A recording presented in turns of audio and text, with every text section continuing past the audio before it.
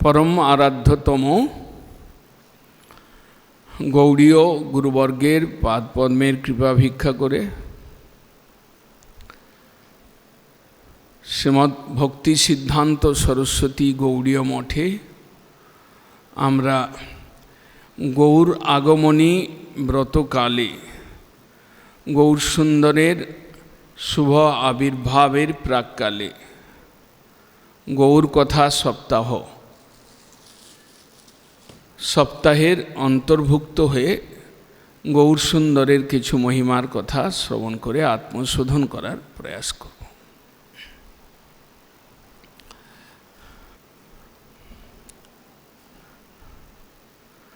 आमादेर बड़ भाग्य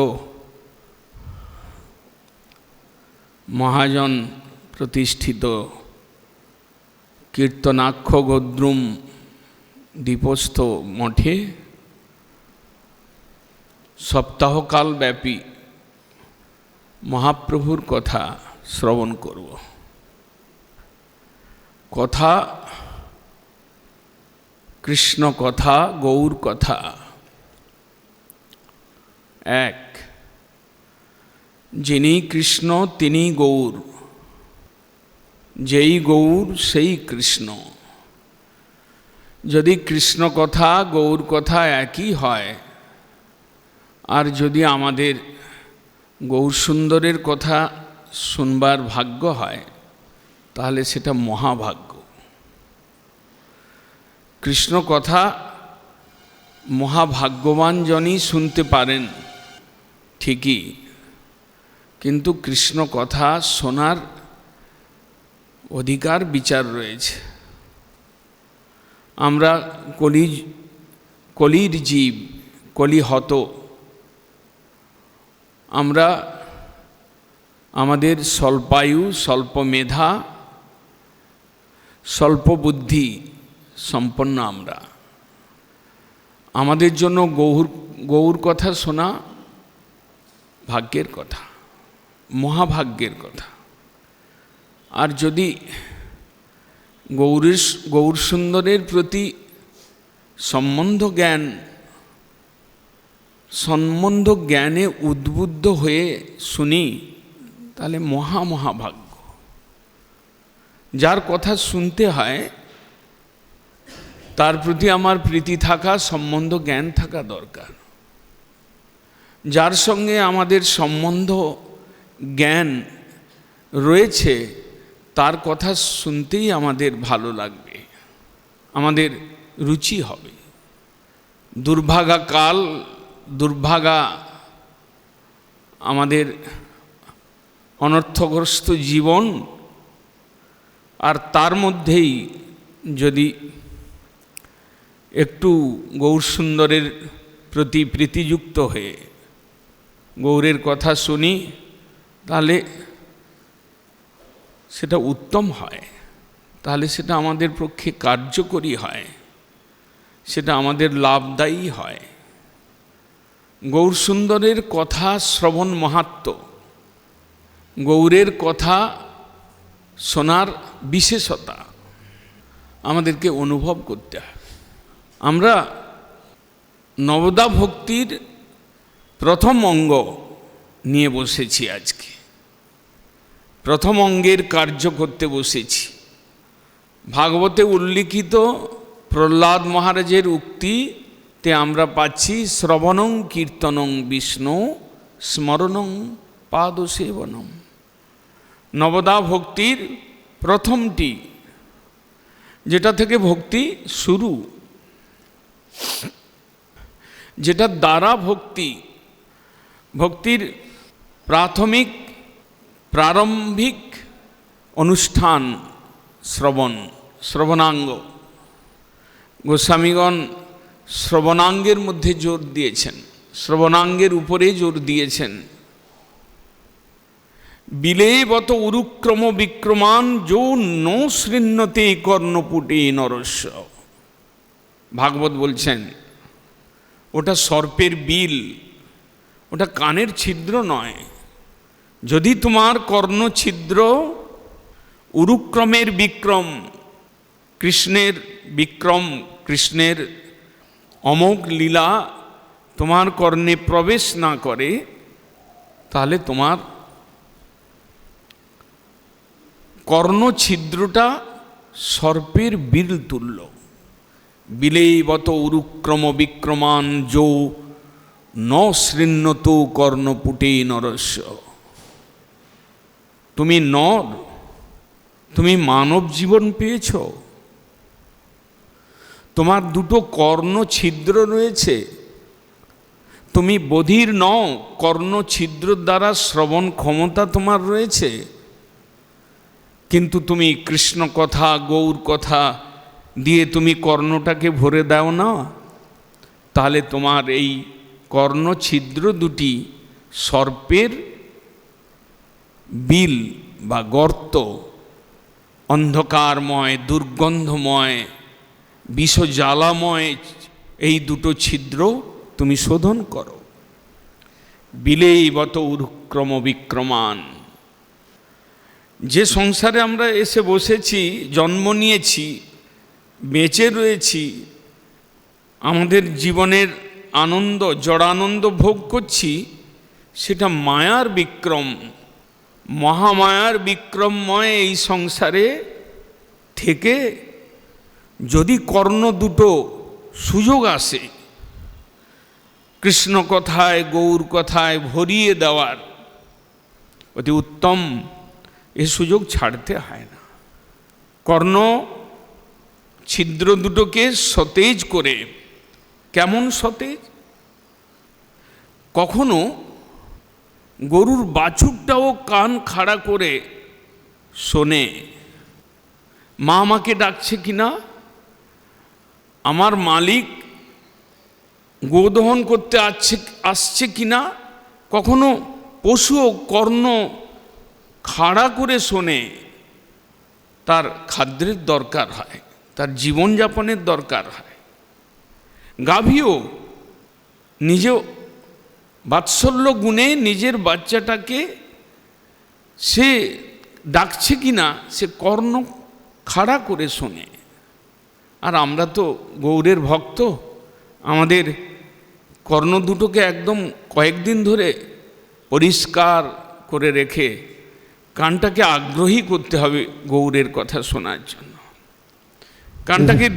কানটাকে দিয়ে দিতে হবে, কানটাকে অর্পণ করে দিতে হবে গৌরের নামে, যে এই কয়েকটা দিন কর্ণছিদ্রটা গৌরের কথার দ্বারা ভরে যাক, জীবন সার্থক হয়ে যাবে, আমার ভেতরের অনর্থ সব দূরীভূত হয়ে যাবে, হৃদয়টা পরিষ্কার হয়ে যাবে। গৌর কথা শ্রীমদ্ ভাগবতে আরও বলেছেন, হরি শ্রোতব্য, হরি শোনার যোগ্য, হরিকে শোনা উচিত। হরি শ্রোতব্য কীর্তিতব্য ধেয় পূজ্যশ্চ নিত্যদা। হরিকেই শুনতে হবে। কতদিন শুনব? 7 দিন শুনবো না আজকে একবেলা শুনে বিকালবেলা বিরাম নেব? এবছর শুনবো, আগের বছর আর শোনার দরকার পড়বে না, এরকমটা নয়। নিত্যদা, প্রত্যেক দিন জন্ম জন্ম শুনব। হরি শ্রোতব্য নিত্যদা, নিত্যকালের জন্য। কানটা কিন্তু ওই জন্যই পেয়েছিলাম, কানের মুখ্য কাজটাই ওই। আর যদি লাগাতে পারি তো ধন্য জীবন আমার। কানটা দিয়ে গৌরের কথা শুনব, গৌর ধামে বসে গৌরের কথা শুনব, গৌরের আবির্ভাব মহোৎসবে গৌরের কথা শুনব।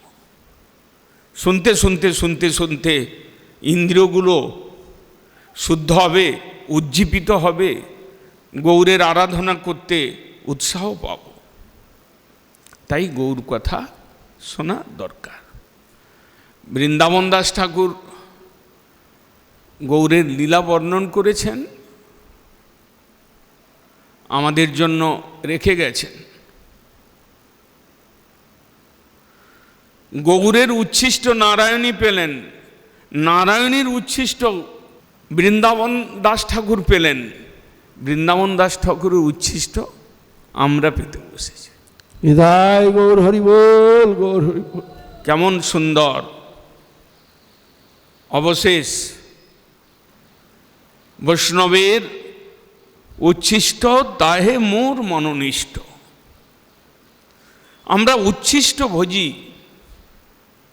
উদ্ধব মহারাজ তিনি বলছেন, কৃষ্ণ তোমার কথা সেই যা কিছু কান দিয়ে শুনেছি সেই উচ্ছিষ্ট ভোজন করতে করতে জীবনটা যাপন করব, বলবো, গাইব, শুনব, এই করতে করতে জীবনটা চলে যায়। উদ্ধব মহারাজ বলছেন, এবং তোমার উচ্ছিষ্ট এইটা খেতে খেতেই আমরা মায়াকে জয় করে বেরিয়ে যাব। উচ্ছিষ্ট ভোজিন দাসা তব মায়াং জয় মহি। আমরা উচ্ছিষ্ট ভোজি তোমার দাস, তোমার প্রসাদী বস্ত্র পরি, তোমার উচ্ছিষ্ট খাই, তোমার কথা অন্যের দ্বারা কীর্তিত সেই কথা সেবন করি, এই করতে করতে আমরা মায়া জয় করে বেরিয়ে যাব। উচ্ছিষ্ট ভোজিন দাসাং তব মায়াং জয় মহি। নিশ্চিত রূপে মায়া জয় করতে পারবো এই তোমার উচ্ছিষ্ট চর্বণ করতে করতে। বৃন্দাবন দাস ঠাকুর বলছেন, চৈতন্য ভাগবতের শুরুতে রোজ পড়ি, ভক্ত গোষ্ঠী সহিত গৌরাঙ্গ জয় জয়, শুনিলে চৈতন্য কথা ভক্তি লভ্য হয়। চৈতন্য চরিতামৃতকার কৃষ্ণদাস কবিরাজ গোস্বামী বলছেন, শুনিলেই বড় হয় হিত। তুমি গৌরের কথা শুনবে, বিরাট তোমার কল্যাণ হবে। বৃন্দাবন দাস ঠাকুর বলছেন, শুনিলেই ভক্তি লভ্য হয়। ভক্তি এত কঠিন, কত মহাজন কিভাবে বলেছেন, ভক্তি মার্গ ইয় কোটি কণ্টক রুদ্ধ। আবার কেউ বলছেন এত সহজ, শুনিলে চৈতন্য কথা ভক্তি লভ্য হয়। অনায়াসে ভক্তি, শুধু একটু গৌরের প্রতি টান, গৌরের প্রতি প্রীতি, গৌরের সঙ্গে সম্বন্ধযুক্ত যদি জীবন হয় আমাদের, নাহলে নিজের খাওয়া পড়া, নিজের স্ত্রী পুত্র পরিবার নিয়ে মেতে থাকা, তাদের জন্য গৌর কথা শুনেও যে তারা বিরাট লাভ করতে পারবেন তা নয়। কথায় রুচিযুক্ত হয়ে কথা শুনতে হবে। রুচিটা আসবে গৌর সুন্দরের সঙ্গে তোমার সম্বন্ধ কতটা হয়েছে। আমাদের গুরুবর্গ প্রতি বৎসর ডেকে এনে গৌরের ধামে বাস করিয়ে প্রসাদ খাইয়ে কথা শুনিয়ে কি করতে চাচ্ছেন, গৌরের সঙ্গে সম্বন্ধটা আমাদের বাড়ুক। গৌরের আমি হই, গৌরের দাস, তার দাসানুদাস, তার দাসের দাসানুদাস হই আমরা। ওই সম্বন্ধটুকুই কথা শ্রবণের যোগ্যতা দান করবে, বড় আনন্দ এনে দেবে, রুচি এনে দেবে, হৃদয়ের কঠিন কঠিন অনর্থকে চুরমার করে দেবে। ভেতরে আনন্দ অনুভব করবেন, গৌরধামে বসে থাকতে আর ইচ্ছা করবে না, গৌরধামে ঝাড়ু দিতে, বাসন মাজতে, সবজি অমান্য করতে উৎসাহ পাবেন। ভেতর থেকে যখন ওই ভাবটা আসবে, কানে শুনতে শুনতে মরমে যখন পৌঁছবে, এবং তখন দেখবেন ভেতরটা কত পরিষ্কার হয়ে গেল। তব কথামৃতম শ্রবণ মঙ্গলম। গৌরের কথা, কৃষ্ণ কথা শ্রবণ মঙ্গলম, শুনলেই মঙ্গল। একটু আদর দিয়ে, একটু প্রীতিযুক্ত হয়ে, একটু সম্বন্ধ জ্ঞানের সঙ্গে, একটু অলসতা ত্যাগ করে, একটু নিদ্রালু ভাবটাকে বর্জন করে যদি শুনি, তাহলে নিশ্চয়ই শুনিলেই বড় হয় হিত। শুনিলে চৈতন্য কথা ভক্তি লভ্য হয়। চৈতন্য মঙ্গল লোচনদাস ঠাকুর, লোচনদাস ঠাকুর এই ধরনেরই অনুবর্তন করেছেন। তারা বৃন্দাবন দাস ঠাকুর, লোচনদাস ঠাকুর, কৃষ্ণদাস কবিরাজ গোস্বামী পাদ, তারা একই কথা আমাদেরকে শুনিয়েছেন। চৈতন্য মঙ্গল শুনে যদি পাপিষ্ঠ জবন সেই মহাবৈষ্ণব হয় ততক্ষণ। চৈতন্যের কথা যদি পাপিষ্ঠ, ঘোর পাপী, জবন, সেও মহাবৈষ্ণব হয় ততক্ষণ, মহাবৈষ্ণবতা লাভ করেন। তিনি কৃষ্ণ ভক্ত হয়ে যান, কৃষ্ণ দাস হয়ে যান, কৃষ্ণ সেবক হয়ে যান যদি কেউ চৈতন্যের কথা শ্রবণ করে। ছিল ভক্তিবিনোদ ঠাকুর, যার ছত্রছায়ায় আমরা বসে রয়েছি। মালিক কৃষ্ণ মহাপ্রভু, মালিকের প্রধান সেবক ওখানে বসে রয়েছেন সানন্দ সুখদ কুঞ্জে। তুমি কীর্তন করতে চাও গৌরের, তুমি গৌরের কথা শুনতে চাও, তাহলে মালিকের প্রধান সেবক বসে রয়েছেন। তার যারা ভৃত্য তারা মস্তক উপরই বসে রয়েছেন। অতএব একদম সঙ্গ সান্নিধ্যে বসে রয়েছি আমরা। বৈষ্ণব জন সহ গাও নাম, তার ভাষা। তিনি আমাদের খুঁজছেন, ভক্তিবিনোদ ঠাকুর তিনি আমাদের দেখছেন, তিনি আমাদের কাছে বসে বৈষ্ণব জন সহ গাও নাম, তিনি গান গাইছেন ভাষার দ্বারা। তিনি গৌর কথা শুনছেন। তিনি বলছেন শ্রীণু গৌর গদাধর চারু কথাম, তার ভাষা। তুমি কলিহত জীব, তুমি অনর্থগ্রস্ত সাধক, তোমার চঞ্চলতা, অলসতা, কপটতা ভেতরে রয়েছে, তুমি শোনো গৌরের কথা। শ্রীণু গৌর গদাধর চারু কথাম, অপূর্ব কথা, সুন্দর কথা, গৌর গদাধরের কথা শোনো, তোমার হৃদয়ের ওই সকল অসুবিধা সব চলে যাবে, কেটে যাবে। গৌর কথা আপনি শুনবেন। আপনি কি শুনবেন? শিব ঠাকুর কৈলাস পর্বত থেকে দৌড়ে এসেছেন, আমরা কি শুনব? নৈমিষারণ্যে সুত গোস্বামী শোনাচ্ছিলেন 60,000 ঋষির কাছে। ওখানে কৈলাস পর্বতের থেকে শিব শুনেছেন যে কলিযুগে মন্দয় সুমন্দয় মন্দ ভাগ্যা হি ঝুপদ্রুতা, কলিযুগের প্রত্যেকটা লোক মন্দ ভাগ্য। কেউ গুণ দর্শন করে না, দোষ দর্শন করে। কেউ খাওয়া দাওয়ার সুখ ছেড়ে 1 মিনিটও বাঁচতে পারে না। এইরকম মন্দ সুমন্দ মতয় মন্দ ভাগ্যা হি ঝুপদ্রুতা, মন্দ ভাগ্যের দ্বারা পীড়িত আমাদের জীবন। সেই সুত গোস্বামীপাদ তার মুখে যখন শিবজি শুনলেন কি কলিযুগে চৈতন্য অবতার, উদার গৌরাঙ্গের অবতার, এবং সুত গোস্বামীপাদ এলেন এখানে গোমতীর তীরে, এই মাজদা, এই নৃসিংহপল্লীর আশেপাশে গোমতীর তীরে বসে গৌর কথা শুরু করলেন। দেখলেন যে এটাই বেশি আমাদের পক্ষে সুবিধা। শিবজি যখন শুনলেন তখন দেখলেন যে কৈলাস থেকে হাঁটতে হাঁটতে আসলে অসুবিধা হবে। হংস বাহন, হাঁসের পিঠে চড়ে এখানে এলেন। হংস বাহনের এখানে আসন রয়েছে। হংস বাহন শিব ঠাকুর সম্ভব হলে 1 কিলোমিটার দূরে দেখে আসবেন, যার ছত্রছায়া আমরা রয়েছি। শিব ঠাকুর আসছেন হংস বাহনে শুনবার জন্য, তাহলে আমাদের শোনা উচিত কি না? গৌর কথা শ্রবণ মাহাত্ম্য আমরা শ্রবণ করলাম। এরপরে আমরা শ্রবণ করব কথা শ্রবণের স্থান কাল পাত্র বিচার। আমি কৃষ্ণ কথা শুনি বা গৌর কথা শুনি, তার একটা স্থান কাল পাত্রের বিচার রয়েছে। গৌর কথা যদি আমরা শুনতে চাই, তাহলে আমার নৈমিষারণ্যে বসে বা হরিদ্বারে বসে বা অন্য কোনো ক্ষেত্রে বসে শোনা অপেক্ষা আমরা যে স্থানে বসেছি, নবদ্বীপ মণ্ডল, 9টা দ্বীপের মধ্যে কীর্তনাক্ষ গোদ্রুম দ্বীপ শ্রেষ্ঠ, কলিযুগের ধর্ম যে হরিসংকীর্তন তার দ্বীপ। আর সেই দ্বীপ যেখানে প্রবোধানন্দপাদ বলছেন গোদ্রুমাদৌ বিহার, দুপুরবেলা মহাপ্রভু সেই মায়াপুর থেকে এখানে বিহার করবার জন্য আসতেন।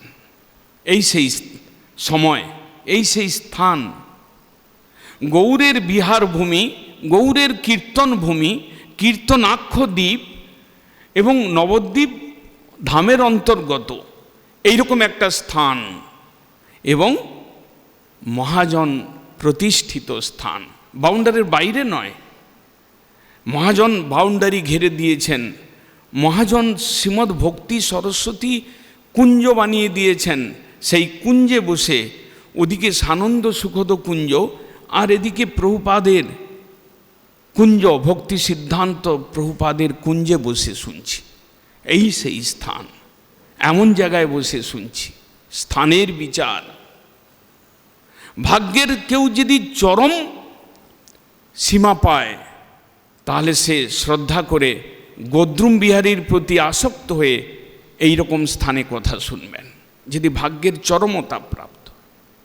কাল, কাল হচ্ছে ফাল্গুন পূর্ণিমার প্রাক্কাল, গৌর আগমনী ব্রত। কাল হচ্ছে বসন্তকাল, বসন্ত ঋতু। কাল হচ্ছে গৌর আবির্ভাবের সূচনাকাল।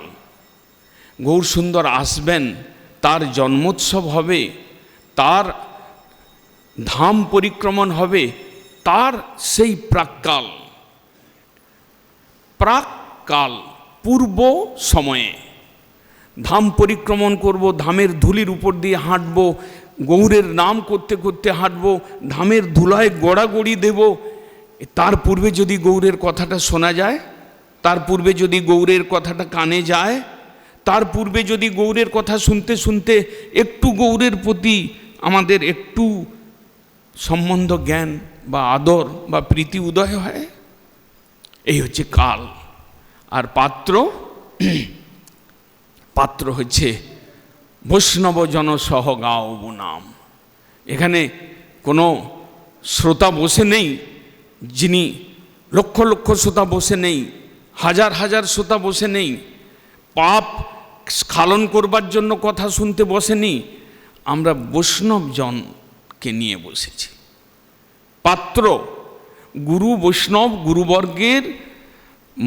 গুরুবর্গের আলোচিত বিষয়, গুরুবর্গের কৃপাপাত্র জনেদের সঙ্গে এইরকম একটা পাত্র সন্নিধানে বসেছি। স্থান, কাল এবং পাত্র, এর বিরাট মহত্ব রয়েছে। যদি স্থান, কাল, পাত্র তিনটাই একত্রিত হয়, অনুকূল হয়, তাহলে সেটা মহাভাগ্য। আমরা নিজ নিজ মঠে বা নিজ নিজ বাড়িতেও চৈতন্য কথা শুনছি, চৈতন্য ভাগবত পড়ছি, কিন্তু এই রকম একটা সময় যেখানে স্থান, কাল, পাত্র তিনটাই প্রসন্ন, তিনটাই অনুকূলে রয়েছে, তাহলে আমাদের অতি ভাগ্য। এরপরে আমরা গৌরের কথামৃত। গোপীগণ তো বলছেন, কৃষ্ণ তব কথামৃত, তব কথামৃতম তপ্ত জীবনম। গোপীগণ গাইছেন, তোমার কথামৃত আমাদের তপ্ত জীবনকে শীতল করে দেয়।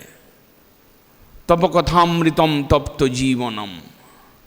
গৌরের কথা কি বলছেন শুনুন। শুধু অমৃত নয়, অমৃতের অমৃত শ্রী গৌরাঙ্গের কথা, ব্রহ্মা শিব শ্রী অমৃতের বাঞ্ছয়ে সর্বতা। কে বলছেন? চৈতন্য ভাগবতে বৃন্দাবন দাস ঠাকুর বলছেন, অমৃতের অমৃত শ্রী গৌরাঙ্গের কথা, ব্রহ্মা শিব সে অমৃত বাঞ্ছয়ে সর্বথা। ব্রহ্মা শিব বাঞ্ছনা করছেন। অমৃতের অমৃত কি করে হলো? অমৃতের অমৃত, মহাজনের ভাষার মধ্যে এই জিনিসগুলো পাবেন। মহাজন যা লেখেন, যা বলেন, যা লিপিবদ্ধ করেন, যা গান করেন, তাতে কোনো প্রকার দোষের সম্ভাবনা নেই। ভাষার গ্রন্থন, ব্যাকরণগত যা কিছু আমরা বিচার করি না কেন, কিন্তু মহাজনের বর্ণনে কোনো প্রকার ত্রুটি বা দোষ থাকে না। বৃন্দাবন দাস ঠাকুর বলছেন, অমৃতের অমৃত শ্রী গৌরাঙ্গের কথা। এরকম কথা তো ভাগবতেও পর্যন্ত নেই। অমৃতের অমৃত কথা মানে আমরা তো শুনে থাকি অমৃত একটা শব্দ, আমরা তো শুনে থাকি দেবতাগণের পানীয় এই অমৃত, এই বস্তুটা। আমরা তো অমৃত পান করতে পারি না, আমাদের ভাগ্য হয় না। অমৃত পান করলে নাকি অমর হওয়া যায়, এসব কথা সবই শুনি। যারা কৃষ্ণ ভক্ত তারা শোনেন তব কথা অমৃতম, কৃষ্ণ কথা অমৃত। আর যারা গৌরের ভক্ত আজকে তারা শুনে নিন অমৃতের অমৃত শ্রী গৌরাঙ্গের কথা, ব্রহ্মা শিব আদি বাঞ্ছয়ে সর্বদা। আমরাই হয়তো 5 বার 7 বার পড়েছি, খেয়াল করি নাই, ধ্যান দেই নাই, কিন্তু গৌরের কথা অমৃত নয়, অমৃতের অমৃত। এই পৃথিবীতে যত অমৃত রয়েছে, পৃথিবীর বাইরে যত অমৃত রয়েছে, বা বৃন্দাবন ধামেও যদি কৃষ্ণ কথা অমৃত থাকে, সেই অমৃতেরও নির্যাস হচ্ছে চৈতন্যের কথা। অমৃতের অমৃত শ্রী গৌরাঙ্গের কথা। কেন? যে কৃষ্ণ যদি পূর্ণ হয়, কৃষ্ণ যদি লীলাময় বিগ্রহ হয়, কৃষ্ণ যদি মধুর থেকে মধুরতর হয় বা মধুরতম হয়, কৃষ্ণের যদি কৃপালুতা উদারতা গুণ থাকে, কিন্তু সেটা যে স্থানে গিয়ে, যে লীলায়, যে অবতারে গিয়ে চরম সীমা প্রাপ্ত হয়েছে, তিনি হচ্ছেন গৌরাঙ্গ। তাই গৌরাঙ্গের কথা অমৃতের অমৃত। নিতাই গৌর হরিবল হরিবল হরিবল। শিব শুনতে চেয়েছিলেন, হংস ভাবনে এখানে পৌঁছলেন। শিব কোনো সময় শুনেছিলেন পার্বতীর কাছে, উনি ওখানে, ওনার স্ত্রী এসেছিলেন সীমন্ত দ্বীপে। শিব শুনলেন, লালায়িত হলেন। শিব দৌড়াতে শুরু করলেন, গৌরের কথা শুনব। ব্রহ্মা শিব আদি বলছেন বাঞ্ছয়ে সর্বদা, সে অমৃতের বাঞ্ছয়ে সর্বদা। ব্রহ্মা তিনি কোনো সময় তিনিও ফাঁপড়ে পড়েছিলেন। ফাঁপড়ে পড়েছিলেন তো আমরা জানি, দশম স্কন্ধে ভাগবত পড়ব, ব্রহ্মমোহন লীলা। গোবৎসগুলোকে হরণ করে নিয়ে এলেন, কৃষ্ণের সখাগণকে হরণ করে নিয়ে ফাঁপড়ে পড়ে গেলেন, অনেক কিছুই করলেন। তারপরে চারটা মাথা, পাকা দাঁড়ি, এইরকম অবস্থায় একটা বাচ্চা ছেলে 8 বছর 10 বছরে তার কাছে লজ্জায় লুকিয়ে লুকিয়ে গেলেন চরণে পড়ে ক্ষমা ভিক্ষা করবার জন্য। 4টা মাথা, পুরো পাকা দাঁড়ি, মানে কৃষ্ণের পিতামহ হবেন। আমাদের পিতামহ তো ছেড়ে দিন, কৃষ্ণের পিতামহ তুল্য লোক কৃষ্ণের চরণে প্রণাম করতে গেছেন লুকিয়ে। সেই ব্রহ্মার ফাঁপড় কোথায় যে সেই গাঁটটা কাটলো, এই গাঁটটা কাটলো এই মায়াপুরে, এই অন্তর্দ্বীপে এসে গাঁটটা কাটলো। তিনি নামাচার্য হরিদাস ঠাকুর এলেন যে ওই পাপের কোনো, ওই অপরাধের কোনো ক্ষমা নেই, তো চলো ওখানেই, চলো ওখানে যেই ক্ষমা। তাই অন্তর্দ্বীপে অন্তরের কথা শুনে নামাচার্য হরিদাস হয়ে জন্ম নিয়ে তারপরে সেই গাঁটটা কাটাতে পারলেন। তার পূর্বে কিন্তু গাঁট কাটে নাই। ওখানে যতই বৃন্দাবনে কৃষ্ণ সেই হাতে দধি অন্ন খাচ্ছিলেন, পট করে একাকী দেখে চরণে পড়ে গেলেন 4 মাথা নিয়ে, সেখানে গাঁট কাটে নাই। গাঁটটা এসেছিল, কেটেছিল এই নবদ্বীপ ধামে। নামাচার্য হরিদাস যবন হরিদাস কুলে জন্ম নিয়ে সেই অহংকার, সেই অভিমান, সেই পাষাণ হৃদয় এখানে এসে ঠান্ডা করতে, শীতল করতে পেরেছিলেন। তাই অমৃতের অমৃত কথা, অধিকন্তু ন দোষায়, অধিক দিন পেলে তো কোনো দোষ নেই, গ্রাম্য ভাষায় বলে। আর আমরা যদি 7 দিনের জায়গায় 8 দিন পেয়ে যাই, অতি উত্তম। কিন্তু ভাগ্য থাকলে অতি উত্তম অনুভব করব, না পারবো না। মহাপ্রভুর অবতারের কারণ গীতা থেকে আমরা শুরু করি।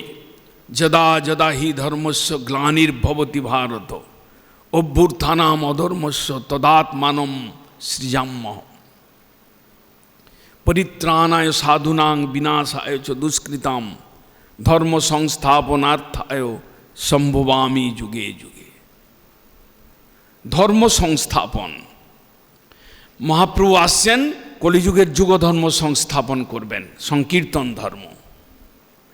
যুগধর্ম হরিনাম সংকীর্তন প্রচারের উদ্দেশ্যে আসছেন মহাপ্রভু, কিন্তু এটা অত্যধিক গৌণ কথা। চৈতন্য চরিতামৃতকার কবিরাজ গোস্বামী পাদ বলছেন, যুগধর্ম প্রবর্তন হয় অংশ হইতে, আমা বিনা কেহ না রে ব্রজ প্রেম দিতে। আমাদের ভাগ্যের কতখানি প্রশংসা করা যায় সেটা অনুভব করা উচিত। যুগধর্ম প্রবর্তন হয় অংশ হইতে। সংকীর্তন ধর্ম প্রচার করবার জন্য মহাপ্রভুকে, স্বয়ং কৃষ্ণকে মহাপ্রভুর রূপ নিয়ে আসার দরকার হয় না। একজন মৎস্যকূর্ম বরাহ যিনি ধরেছিলেন, সেই রকম কেউ একজন সংকীর্তন খোল পিটিয়ে হাটে বাটে হরিকীর্তন করে যেতে পারতেন। যুগধর্ম প্রবর্তন হয় অংশ হইতে, আমা বিনা কেহ না রে ব্রজ প্রেম দিতে। রূপগোস্বামীপাদ সাধে তিনি বলেন নাই, অনর্পিত চরিং চিরাত করুণয়াবতীর্ণ কলৌ। যে বস্তু কোনো যুগে কোনো সময়ে কোনো জীবকে দান করা হয় নাই, এই রকম একটা অনর্পিত চর বস্তু দেওয়ার জন্য কলিযুগে মহাপ্রভু এলেন। অনর্পিত চরিং চিরাত করুণাবতীর্ণ করৌ। করুণায় অবতীর্ণ হয়েছেন, করুণায় নিজে সিক্ত হয়ে আসতে বাধ্য হয়েছেন। করুণা গুণ তাকে ধাক্কা দিয়ে এই কলিযুগে অবতার নিতে বাধ্য করেছে। কারণ কলিজীবের দুর্দশা দেখে এরা প্রেমহীন, এদের জীবন পরমার্থহীন জীবন, সেটা অনেক অনেক ছোট কথা। কিন্তু পরমার্থেতে যারা অগ্রণী হয়েছিলেন তারাও কিন্তু ব্রজপ্রেমহীন অবস্থায় ছিলেন। তাই পরমার্থহীন অপেক্ষা প্রেমহীন জীবন, এটাকে দেখতে পারি না, পারবো না। এই জন্য এত চিন্তা করে, এত ভাবি কলিযুগের প্রথম সন্ধ্যায় জীব উদ্ধারিতে নদিয়া নগরে জনমিলা গোড়ারায়। মহাপ্রভু গদ্রুম বিহারী হাত তুলে দাঁড়িয়ে রয়েছেন। একটু প্রণাম করলাম, একটু ফুল দিলাম, একটু মালা তৈরি করে দিলাম, এই এতটুকুর জন্য উনি নেই। আপনাকে তো প্রেম দেওয়ার জন্য এসেছেন, তাহলে আপনার তরফ থেকেও কিছু, আপনার সেই রকম ভক্তি, সেই রকম বিশুদ্ধ ভক্তি, সেই রকম প্রেমযুক্ত ভক্তি তিনি পেলে তিনি উল্লসিত হবেন, প্রেমদান করবেন। তাই জন্য তিনি এসেছেন। তিনি দাঁড়িয়ে দাঁড়িয়ে মুচকি মুচকি হাসবার জন্য তিনি কেবল আসেন নাই, তার সামনে যতজন এসেছি আমরা তাদের দিকে তাকান, তাদের দিকে দৃষ্টিপাত করেন, তাদের জন্য চিন্তা করেন। এরা কি প্রেম পথের পথিক হতে পারবে কোনো জন্মে? থাকা খাওয়ার সুবিধা যুক্ত, ওই দিকেই ধ্যানযুক্ত জীব এরা এসেছে আমার কাছে। এরা কি এই মহাজনের প্রতিষ্ঠিত মঠে এসে, মহাজনের প্রবর্তিত ভজন প্রণালীর মধ্যে এসে এরা কি, এদের কি প্রাণ গলবে? এরা কি মহাপ্রভুর চরণে লুটিয়ে পড়বে? এরা কি প্রেমের ভাগী হতে পারবে? মহাপ্রভু ওটা চিন্তা করছে। যুগধর্ম প্রবর্তন হয় অংশ হইতে, আমা বিনা কেহ না রে ব্রজ প্রেম দিতে। ঐশ্বর্য জ্ঞানেতে সব জগৎ মিশ্রিত, ঐশ্বর্য শিথিল প্রেমে নহে মোর প্রীত। ঠাকুরকে প্রণাম করাটা ঐশ্বর্য ভাবযুক্ত ভক্তি। সেই প্রণামে যদি কোনোদিন প্রেম সিঞ্চিত হয়, প্রণামকারীর হৃদয়ে যদি প্রেম সিঞ্চিত হয়, তবে সেই প্রেমটা হয়তো আরেকটু ভগবানকে আকর্ষণ করবে। কিন্তু ঐশ্বর্য শিথিল প্রেমে নহে মোর প্রীত।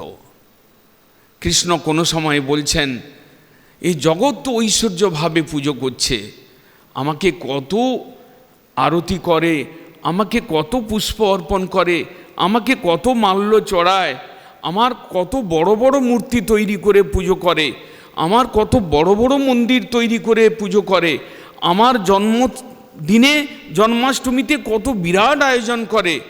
ঐশ্বর্য শিথিল প্রেমে নহে মোর প্রীত।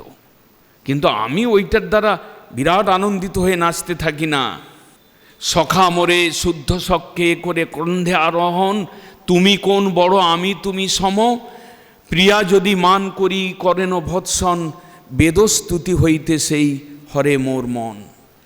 কৃষ্ণ অবতারে চিন্তা করছেন যে আমাকে পুজো করে সম্ভ্রম ঐশ্বর্য ভাবযুক্ত হয়ে, আবার একদিকে বৃন্দাবনে আমার সখাগণ আমার কাঁধে উঠে আমাকে বলে তুমি বাবা কোন বড়, আমি তুমি সমান। আবার আমাকে গোপীগণ যখন উদ্ধব গেল, আমি তো ধোকা দিয়ে চলে এসেছি, তখন উদ্ধবের কাছে যা গালাগালি শোনালো, আমার নামে কত রকম, এই বামন অবতারে ছলনা করে, শক্তি নেই, ছলনা করলে বলি মহারাজের সব লুটে নিয়ে গেছিল, এই রাম অবতারে সুগ্রীবের সঙ্গে বন্ধুত্ব করে বালিকে বধ করলো, এই সেই লোক, এই রকম আমাকে গালাগালি করেছে এরা। ওই গালি আমি কিন্তু বেদস্তুতির থেকে আমার ভালো লাগে। আমাকে বেদ যে মন্ত্রেতে স্তুতি করে, বৈদিক ব্রাহ্মণগণ যে মন্ত্রেতে আমার গুণ কীর্তন করে, তার থেকে কিন্তু আমার এই স্তুতি গোপীগণের মুখে যখন উদ্ধবের সামনে দাঁড়িয়ে উদ্ঘূর্ণা প্রলাপ আদির মাধ্যমে বড়বড় করে যাচ্ছে, আমার নিন্দা করে যাচ্ছে, ও বেদস্তুতি থেকে আমার ভালো লাগে। তাই এত ভাবি কলিযুগের প্রথম সন্ধ্যায় প্রেম, গভীর প্রেম চাই, গভীর প্রেম আস্বাদন করতে চাই, দিতে চাই। মহাপ্রভু রূপে এলেন, কৃষ্ণ বললেন আমি ওই হালকা প্রেমের দাস হতে যাব না, আমার দরকার এই রকম প্রেম যেখানে সখাগণ আমার কাঁধে চড়ে বলে যে তুমি কোন বড়, যেখানে সখাগণ বাড়ির থেকে আনা খাওয়ার খেয়ে চেখে বলে এঁঠোটা দিয়ে বলে তুমি একটু খাও, দেখো আমার মা কত সুন্দর রান্না করেছে। আমি গোপীগণ যখন আমার নামে গালাগালি দেয়, তখন আমি ওই প্রেম, ওই গভীর প্রেম, ওই পারকীয় প্রেম, ওই ওই উন্নত উজ্জ্বল প্রেম আমি আস্বাদন করব এবং ওই প্রেম আমি অন্যকে দেব। এত ভাবি কলিযুগের প্রথম সন্ধ্যায় কৃষ্ণ এসেছিলেন মহাপ্রভু রূপে ওই প্রেম দান করতে। আমরা তো জয় বন্দনা শিখতে আর ঝাড়ু দিতে, সবজি অমান্য প্র্যাকটিস করতে করতে আমরা হাঁপিয়ে পড়ছি। আমাদের কত দূর যেতে হবে, রাস্তা কত বড়, চিন্তাও করে দেখি নাই। গৌরধামে এলাম, খুব অল্প পয়সা খরচা করে আসা যায়, খুব অল্প খরচা করে এখানে 15 দিন থাকা যায়, এই সুবিধা নেওয়ার জন্য এসেছি। কিন্তু আমাকে চিন্তা করতে হবে কত বড় বস্তু মহাপ্রভু দেওয়ার জন্য এসেছিলেন। মহাপ্রভু এই একটু আমি ঘুমাবো কীর্তনে, সন্ন্যাসী মহারাজ আমাকে তাড়া দেবেন, এই ভক্তি শিখবার জন্য মহাপ্রভু আসেন নাই। মহাপ্রভু আমরা দণ্ডধারী সন্ন্যাসী, আমরা ব্রহ্মচারী লাল কাপড় পরা, আমরা গৃহী ভক্ত, আমরা স্বতঃস্ফূর্তভাবে কৃষ্ণকে এমন ভালোবাসবো, গৌর সুন্দরকে পুরো মঠ জল করবে উজ্জ্বলা ভক্তির দ্বারা। মহাপ্রভু আসতে বাধ্য হবেন। বাঞ্ছা কল্পতরু ভস্য কৃপা আসেন। হৃদয় গৌর হরি বল, হরি বল।